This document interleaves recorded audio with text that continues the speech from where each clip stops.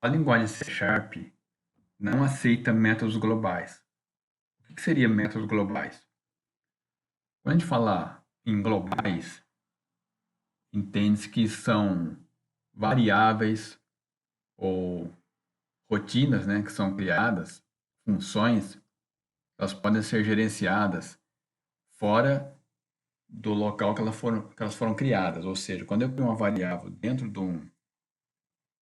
uma rotina, a hora que eu saio para uma outra rotina ou de um outro método, ou de uma outra função, o nome que pode ser atribuído aí, pode ser qualquer um, o seu conteúdo, bem como a variável que está sendo armazenada nesse conteúdo, ela some, quer dizer, ela desaparece.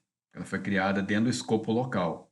Escopo local quer dizer dentro daquela definição daquela rotina, daquele método.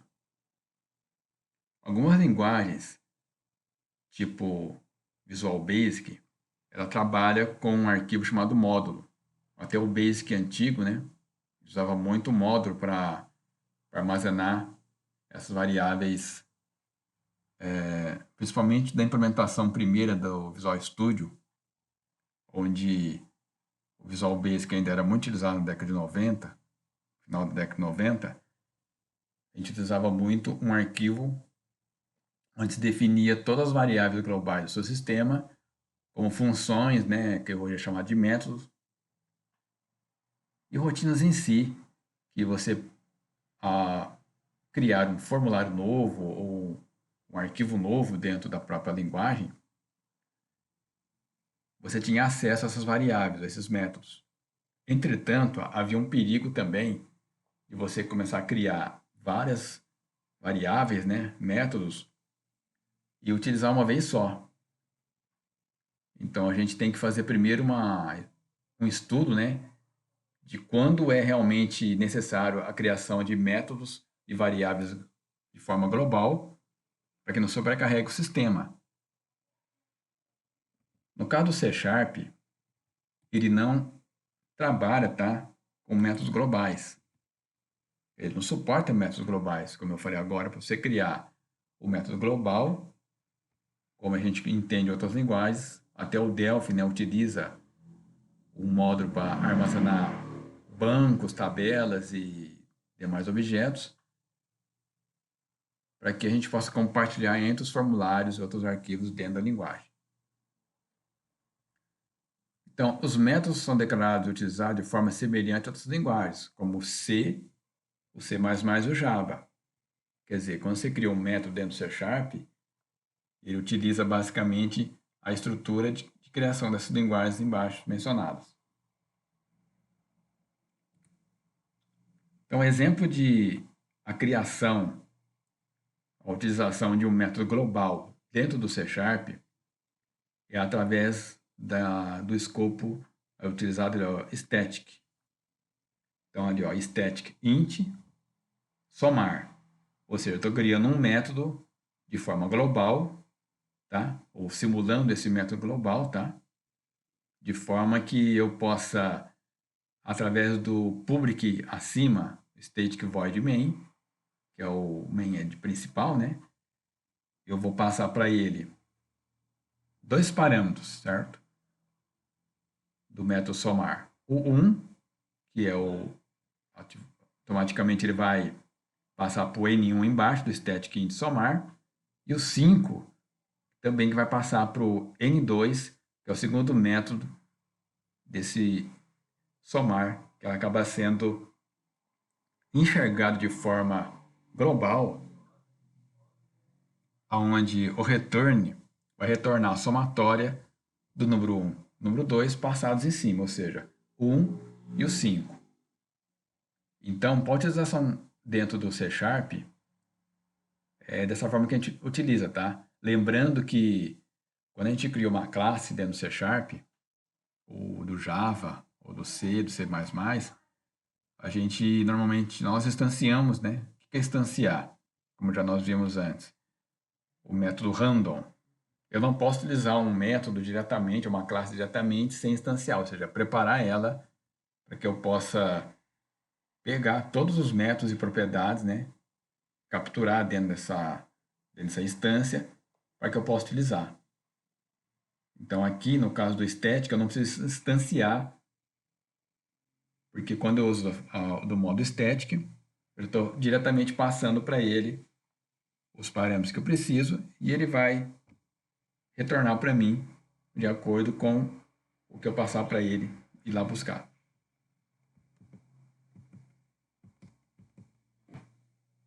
Então, aqui, eu vou fazer o exemplo ali embaixo do método global, de um exemplo que a gente pode simular aí o método global dentro do C#, tá? Porque, na verdade, nós não teríamos um arquivo próprio para isso no C#. Você pode até criar um arquivo, tá? E colocar lá todas as funções, as suas variáveis que você quer acessar de outros locais do seu sistema. Isso pode ser feito também.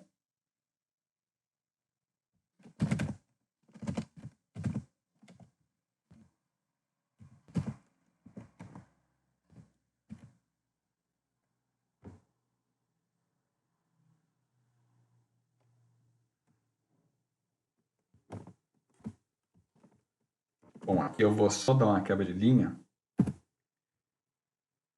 porque a ideia primeiro é criar o método global, lembrando que não pode ser criado dentro das chaves aqui, tá? Porque cada public, cada private que eu determino dentro do C#, do C++, ou do C, ou do Java, cada linguagem que tem essas características, né? JavaScript, PHP, eu tenho que sempre criar, por exemplo, o escopo aqui, né?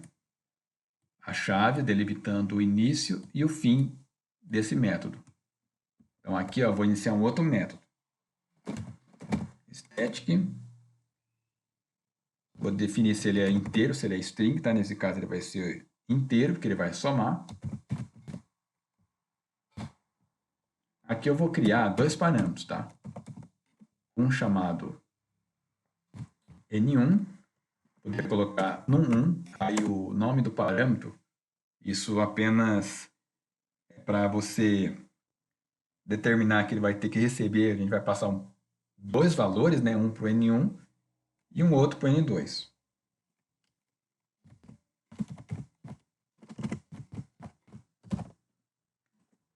Aqui já está causando um erro, que ele me informa que é um método que está faltando aqui alguma instrução para completar, tá? Primeira coisa que ele está dando erro aqui, que é aquela questão das chaves que eu comentei aqui em cima, ó, abertura e fechamento. Então eu tenho que colocar aqui, ó, abertura de chaves e fechar. Bom, vamos ver se o erro sumiu. Bom, o erro das chaves desapareceu, só que cada método criado, principalmente aqui, como é um método static, ele está pedindo que seja retornado um valor. Eu não passei nada para ele retornar. Eu poderia colocar assim, ó. Somar, que é o nome do método, tá? Recebe o num1 mais num2. Eu poderia fazer com que o método recebesse aqui, ó, através do nome dele, a somatória do número 1 com o número 2. Entretanto, não é a forma ideal, correta de se usar aqui. E o que a gente faz? A gente coloca return, que é a palavra reservada, tá? Que faz com que o método receba os valores que eu vou passar aqui, ó, em cima, aqui na linha 8, e vai jogar aqui para dentro dos dois parâmetros desse método criado. Então, agora aqui, ó, na linha 8, eu vou colocar aqui, ó, mais somar. A hora que eu abro parênteses, ele vai esperar que eu informe quais são os números que eu vou somar. Vou colocar aqui, ó, 5. Olha lá, número 1 é o primeiro. Lembrando que quando a gente usa um método já passado aqui nas aulas anteriores, ele abre o parênteses para nós aqui também na sintaxe dele, pedindo os parâmetros. Aqui, como a gente criou esse aqui, nós estamos também, está sendo pedido também, né, pelo próprio método, tá? Os números que eu quero passar. Bom, aqui está faltando um parênteses lá, esperado, um parênteses, fechamento dele. E aí, a somatória, ó. 5, ó lá, mais 10, total 15. Então, dessa forma, eu consigo utilizar alguma coisa que eu estou passando aqui do meu método public, tá? Que é o principal método aqui do C Sharp. E ele sai daqui, tá? Ele vai buscar, ó, somar. O que ele faz? O somar daqui vem aqui na linha 11, né? Onde está o static int somar. Consegue enxergar o método aqui com dois parâmetros.